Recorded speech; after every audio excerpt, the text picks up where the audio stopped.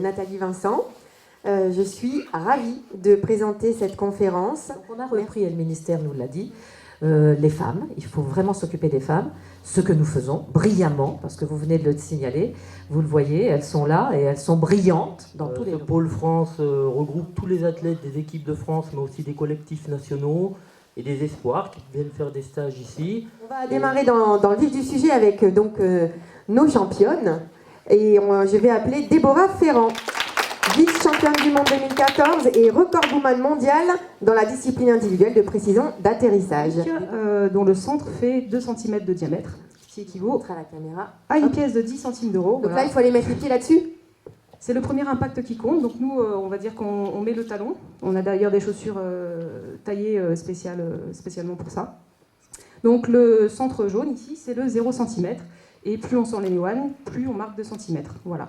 Et une compétition, c'est entre 8 et 10 sauts. On va faire le cumul des centimètres de cette compétition. Et la personne qui aura le moins de centimètres gagne la compétition. Alors, Stéphanie, membre de l'équipe de France de précision d'atterrissage, et aussi championne du monde 2012 en vol relatif à 4 féminin. Donc, alors justement, par rapport à la précision d'atterrissage, là où on pourrait peut-être ramener à l'individuel, il y a peut-être une préparation justement individuelle pour être dans la performance.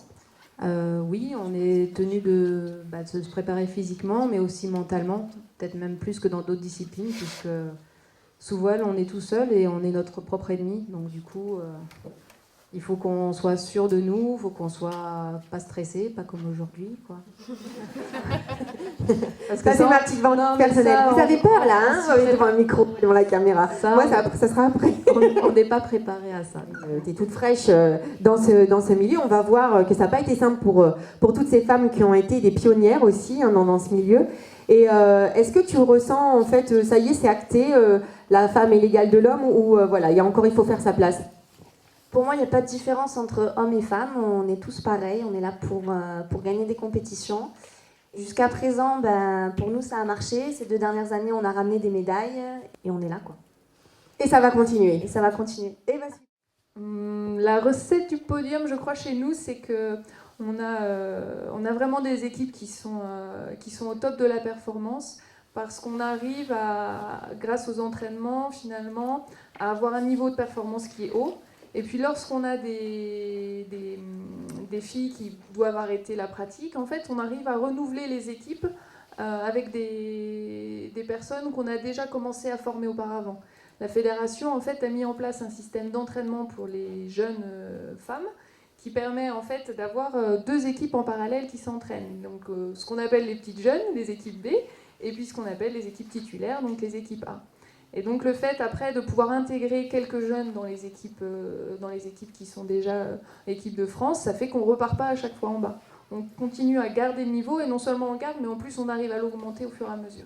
Donc vous êtes dans la complémentarité entre l'expérience des plus anciennes et la fougue des plus jeunes. Et oui, en plus c'est bien, parce que les jeunes ont beaucoup de choses à apporter, et c'est vrai que quand on mixe les deux, au fur et à mesure, on a des performances qui augmentent. Alors... J'ai été sélectionnée en équipe de France à 8. J'étais la première femme à être intégrée dans une équipe avec 8 garçons. Ça n'a pas abouti dans le temps, puisque personne n'était préparé à intégrer une femme au sein d'une équipe d'hommes. Je pense que ce n'était pas une question de niveau technique, c'était plus une question de se préparer à avoir une équipe mixte. Ce n'était pas quelque chose qui était accepté. Donc effectivement, la première donnée, c'était d'augmenter le nombre de pratiquantes dans cette discipline. Donc au fil des années, effectivement, avec la fédération, il y a eu quand même, avant les plans de féminisation, des aides, des facilités pour que les filles viennent au parachutisme. Donc effectivement, en augmentant le volume, on avait déjà un petit peu plus de pratiquantes. Ensuite, il a fallu combattre les discours un petit peu machistes, surtout dans notre discipline. Les femmes, elles ne savent pas voler, elles ne savent pas se poser, elles ne sont pas suffisamment préparées physiquement, et ainsi de suite. Donc il a fallu un petit peu combattre ces discours-là. Et moi, on va dire il y a une quinzaine d'années, j'étais déjà persuadé que les femmes pouvaient rivaliser avec les hommes. Il fallait-il encore leur donner leur chance, et puis leur permettre aussi de croire à leur potentiel, parce que effectivement les discours au fil des ans font que les femmes se mettent un petit peu en marge de ce qui se passait, de l'activité sportive, et ça ne leur permettait pas d'accéder au collectif Espoir, Relève, Équipe de France.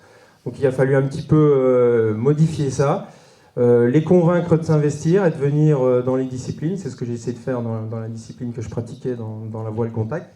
Et puis en 2014, donc là on a eu la première équipe, donc là c'est la première mondiale, la première équipe donc 100% féminine qui gagne en catégorie Open, parce que ça c'était vraiment une grande première. Pareil, on a cru aussi à cette équipe qui a su mettre toute leur énergie. Hein. Vous les avez toutes interviewées, vous avez vu qu'elles ont toutes du tempérament, même si parfois elles ont l'air d'être très calmes devant le micro, mais en l'air, elles savent mettre toute leur énergie pour se battre et puis pour aller au fond des choses. C'est aussi une caractéristique des femmes, c'est qu'elles, quand elles s'engagent, elles vont vraiment jusqu'au bout, elles vont mettre tout en œuvre pour que ça fonctionne. L'engagement. Alors l'engagement à 100%, elle n'est pas là aujourd'hui avec nous, c'est Cathy Bouette, championne du monde, on va pouvoir voir des images, mais première médaille d'or en vol relatif vertical. Alors Cathy, elle baigne dans le parachutisme depuis son plus jeune âge, hein, parce qu'elle a commencé le parachutisme à l'âge de 16 ans, et elle travaille dans le parachutisme, elle vit pour le parachutisme, c'est vraiment sa passion et sa profession, hein, depuis des années elle est dans ce milieu. C'est quelqu'un qui est très doué, hein, qui a vraiment un sens du vol, un feeling qui la permet d'intégrer ce groupe de garçons en vol relatif vertical, qui est une discipline où la dominante physique est assez importante. Il faut beaucoup de sauts d'entraînement, de soufflerie, et donc quelque chose de très dynamique avec des changements comme on le voit à l'écran qui sont difficiles, hein, debout, tête en bas. Ça va vite. Hein. Donc ça va très vite. Et donc elle a su s'intégrer à une équipe qui était déjà championne du monde en titre. Et donc c'était pas simple du tout. Et puis de performer au bout de 2 ans à ce niveau-là et devenir championne du monde, on peut que la féliciter. Et puis pour moi d'avoir la chance d'avoir, parce que c'est une génération comme Cathy et toutes celles qui sont à côté, une génération d'athlètes assez exceptionnelle, on va dire. Alors il y en a une autre qui est exceptionnelle, qui malheureusement n'a pas pu être là avec nous aujourd'hui. C'est Laurence Hervé, que vous avez sélectionnée. Laurence qui en fait est la première femme à avoir été sélectionnée dans une équipe de France vol relatif à 4, Open. Donc Laurence, pareil, on va dire c'est un phénomène parce qu'elle est très très douée, physiquement aussi très engagée. C'est quelqu'un qui va au bout des choses et qui vraiment met tout son cœur, toute son énergie dans le parachutisme. Très douée parce que bien évidemment championne du monde en vol relatif à 4, elle a pratiqué aussi la précision d'atterrissage, la voltige, puisqu'elle était en équipe de France militaire. Et effectivement, en 2015, elle intègre le VR4 Open, donc là effectivement c'est une première. Donc aussi...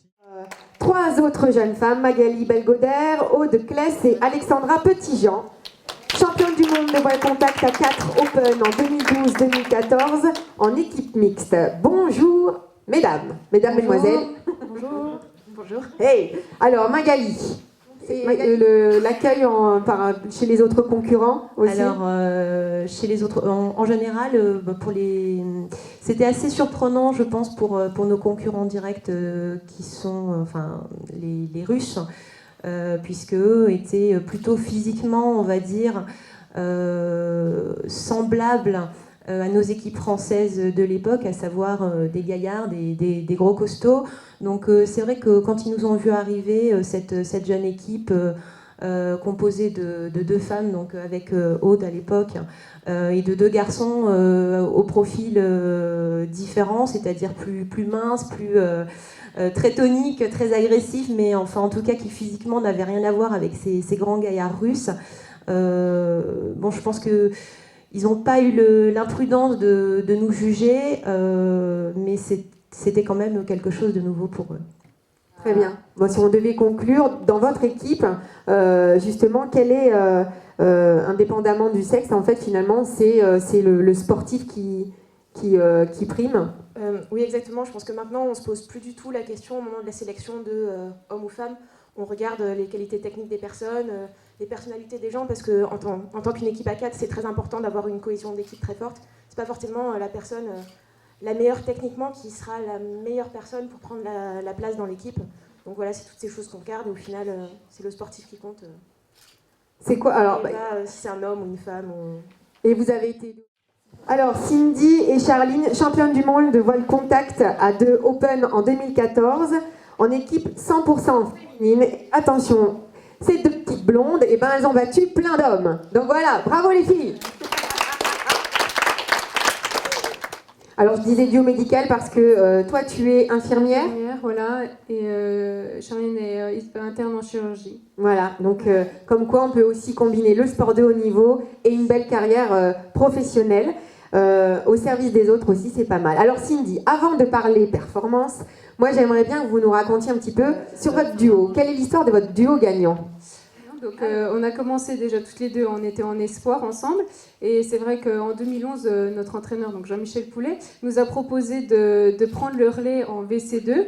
Donc on a commencé toutes les deux à sauter, sans forcément y croire, même nous-mêmes, hein, en se disant on ne pourra jamais atteindre une telle performance. On voyait ce que faisaient les garçons à l'époque, on s'est dit ça va être vraiment difficile, mais on va rien lâcher. Enfin, nous, on a toujours été très motivés, et du coup, voilà, après on a tout donné. L'évolution du matériel a fait aussi énormément qu'au final, on a pu se retrouver avec les mêmes armes entre les mains. Et après, ça a été tout le reste, quoi, la complicité qu'on avait.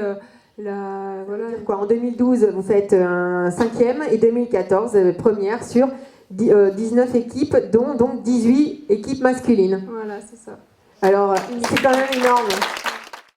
Il y a une belle énergie qui circule, il y a des belles valeurs aussi, et je trouve que vous êtes un bel exemple pour la vie en général, que ce soit sportive et dans la vie privée et la vie professionnelle.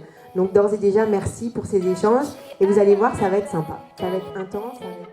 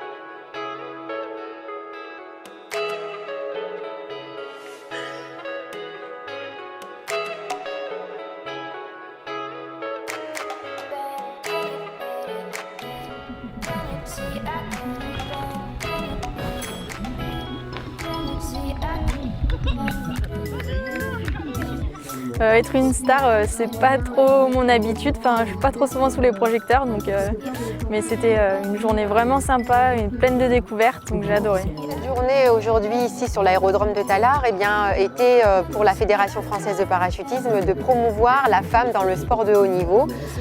Quelle est sa place? Quelles sont les places de ces femmes qui représentent la France à haut niveau dans l'équipe de France?